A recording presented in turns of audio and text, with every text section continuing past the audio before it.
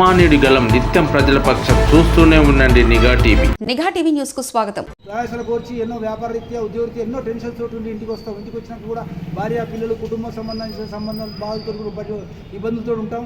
అవన్నీ మర్చిపోవడానికి రేపు ఉదయం పూట మన వాకర్ సభ్యులే మిత్రులు ఈ వాకింగ్లో 25 సంవత్సరాల నుంచి 85 సంవత్సరాల వరకు వృద్ధులు కూడా కలిసి సోదర భావంతో అన్నదమ్ముల్లాగా అయ్యా కొడుకుల్లాగా లేదంటే మామాలుల్లాగా ఏదో ఒక వరుస పెట్టుకొని ఒక కుటుంబ సభ్యులాగా అక్కడ చర్చించుకుంటూ మా బాధలన్నీ తీర్చుకుంటున్నాం. కాబట్టి ఆరోగ్యం ఉంటున్నాం కాబట్టి ఈ ఆరోగ్యమే మహాభాగ్యం అనే కార్యక్రమం మీద మేము ఈ ముందుకు నడుస్తున్నాం. దీనికి మీ అందరు పత్రికా విలేకరులు కానీ మీరు కానీ మాకు సహకరించి ముందు ఇంకా ఏ కార్యక్రమమైనా సేవా కార్యక్రమాలు కానీ మేము చేయడానికి సిద్ధంగా ఉన్నాం. మరి ఈ 30 తారీఖు నాడు మా అన్నమనేని గార్డెన్లో నిర్వహించే కార్యక్రమానికి గౌరవనీయులు మంత్రివర్యులు శ్రీ పొన్నం ప్రభాకర్ గౌడ్ గారు వారు కూడా మా arts college and Ambedkar stadium గ్రౌండ్లో కూడా వారు కూడా మెంబరు, వారు కూడా హాజరవుతున్నారు. వారు కూడా సమయం ఇచ్చారు. అదేవిధంగా కవంపల్లి సత్యనారాయణ గారు ఎమ్మెల్యే, గౌరవనీయులు మానకొండూరు ఎమ్మెల్యే గారు వారు కూడా అంబేద్కర్ స్టేడియం గౌరవ సభ్యులు వారు కూడా హాజరవుతున్నారు.